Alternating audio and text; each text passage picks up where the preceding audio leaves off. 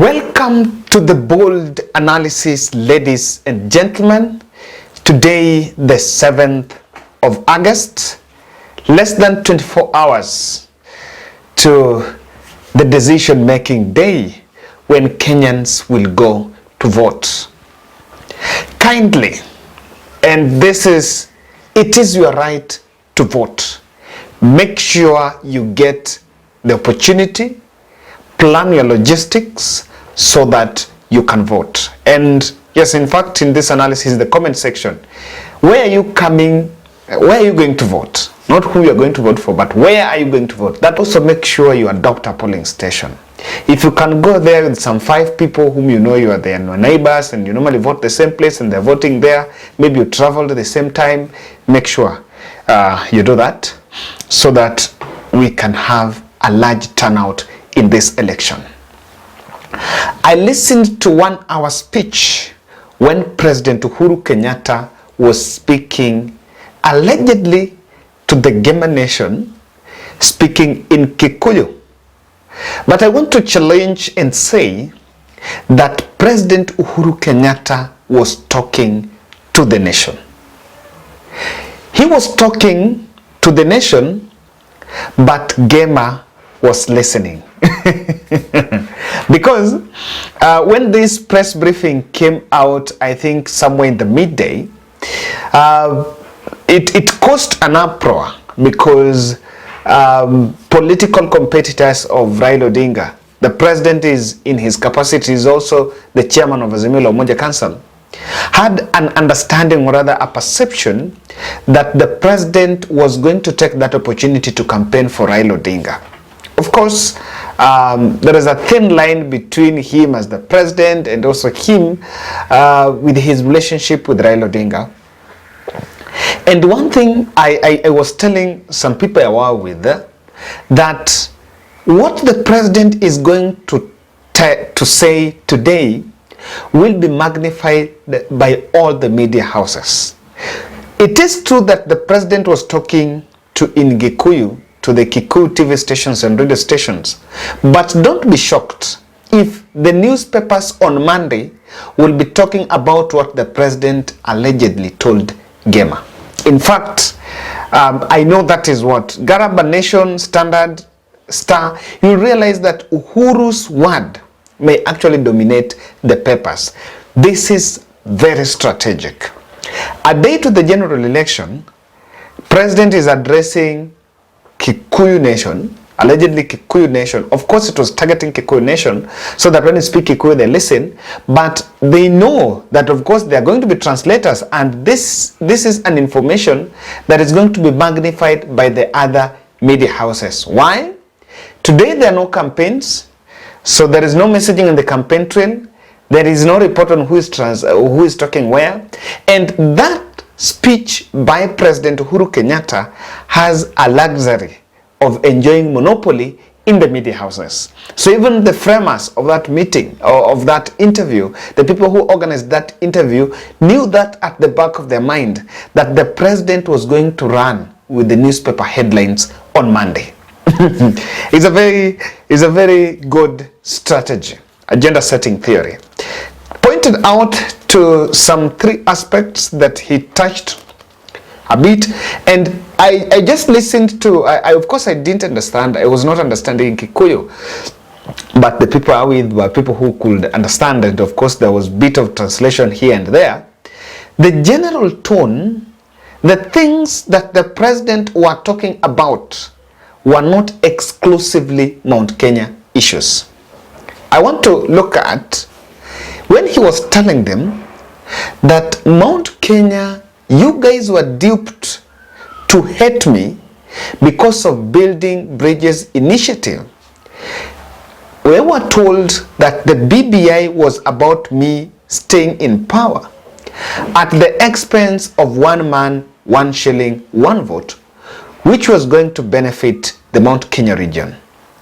And in a tone, he was trying to sympathize with Mount Kenya voters that the direction they took, they allowed themselves to be duped by young politicians who told them that the things that of course, would benefit them in that BBI were actually criticized. And that begs the question, do you think BBI was exclusively a Mount Kenya affair? The answer is no. The BBI was actually a national initiative. So to that extent, the newspapers will run with that and talk about it. What do you think the president really talked about that? We are going to look at it. The Kenya Kwanza politicians have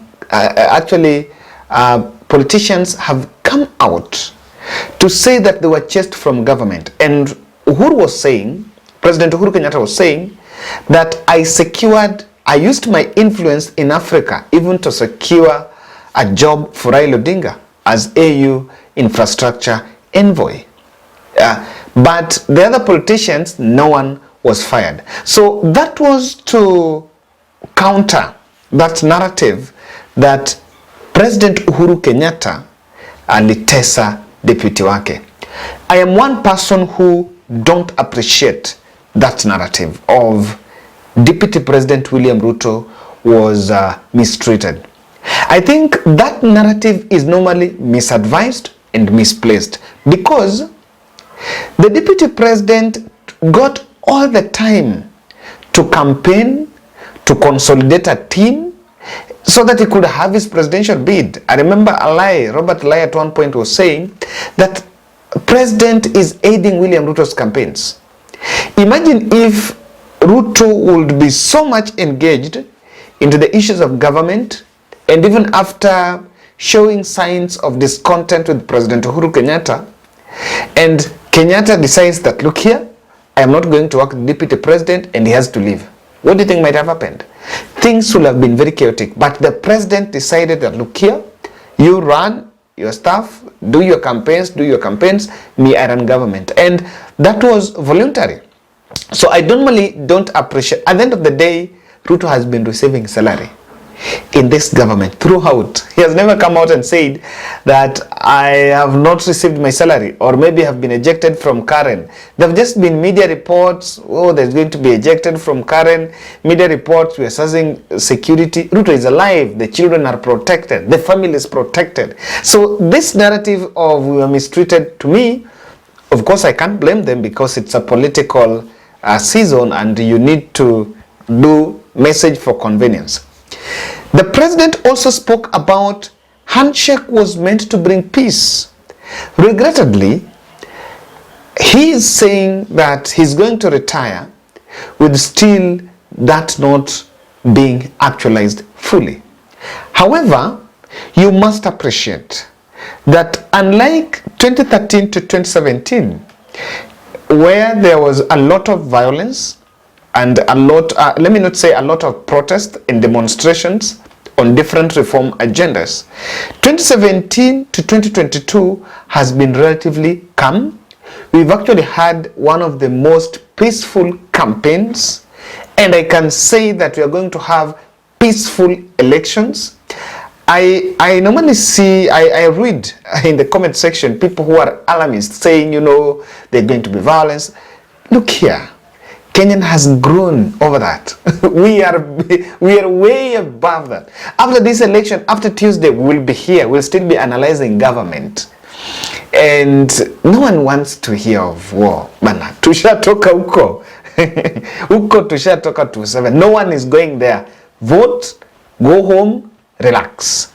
Now, from just the speeches, from that interview, I made some very key observations because I was wondering, what do you think was the objective? Why was that interview organized? Someone from Gema, you followed it, unaelewa Kikuyu, you understood the body language, the tone of that speech. Of course, some of us, you could get translations, but translations cannot give you the tone of how the president was talking. Was it sympathetic? And what do you think he was trying, the kind of mood he wanted to create to Mount Kenya voters? Even though I want to say that it's only Mount Kenya Gema voters who could understand the mood, but the messaging is universal. When you talk about BBI, it was not exclusively about Mount Kenya. It was actually about the country. Ladies and gentlemen, kindly subscribe to our channel, click the notification bell, and like our video. I want to say thank you very much for subscribers of this channel that are heeding our call to support one of our own, Sarah Atieno Onyango. Thank you guys. Asanteni sana. I know the messages are so many, I might not respond to all, but at least if you send money, then get to my WhatsApp. I can respond, but on the message, sometimes the messages are just too many.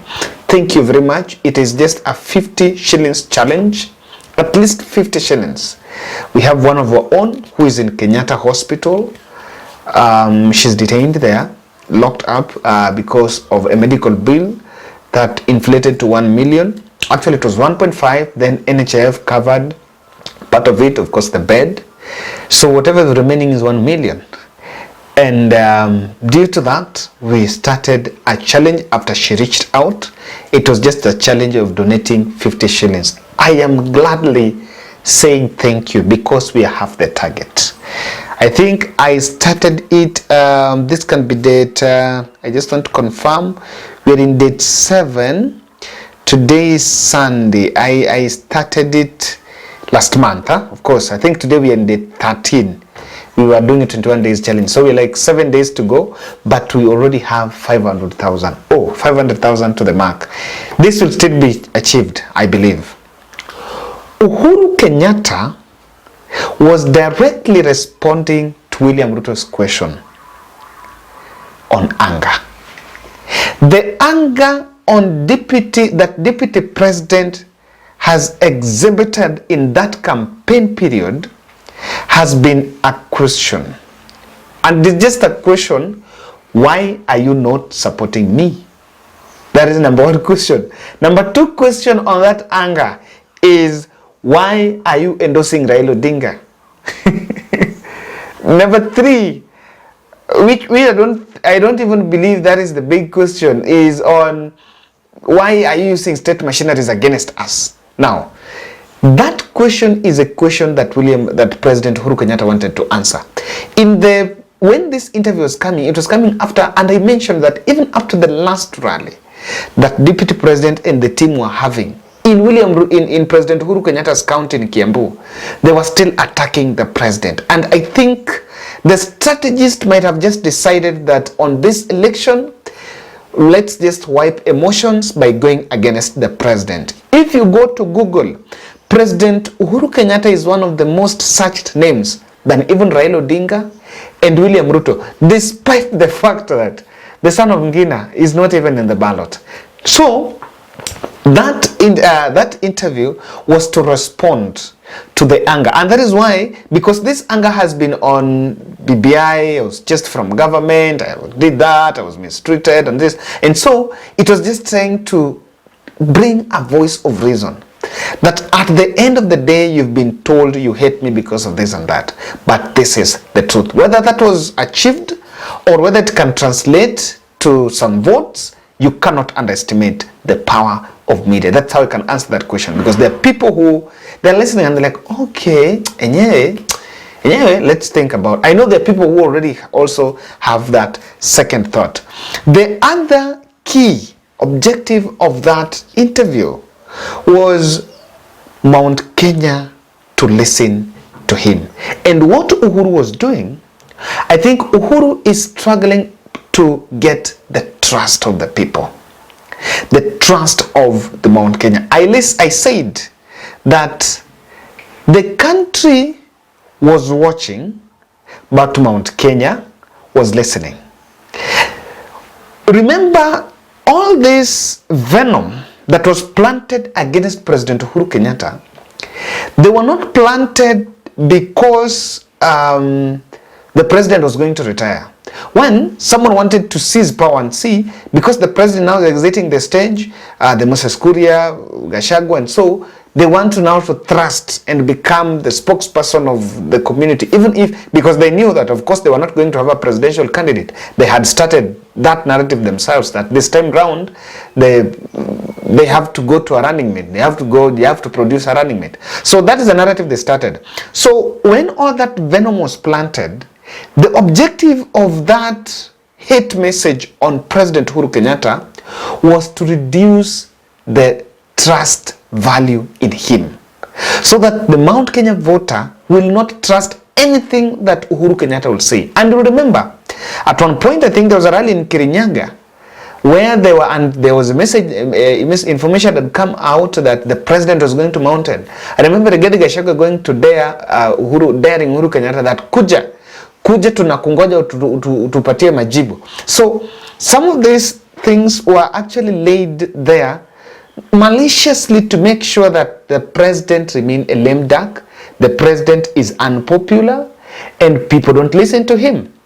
What that interview was meant was to boost his trust. And at the end of it, if you ask someone who will say you, hey, but mimi Uhuru. Uhuru was trying to win the trust that listen to what I'm saying. It is not a secret that every voter in Mountain knows that Uhuru is supporting Raila.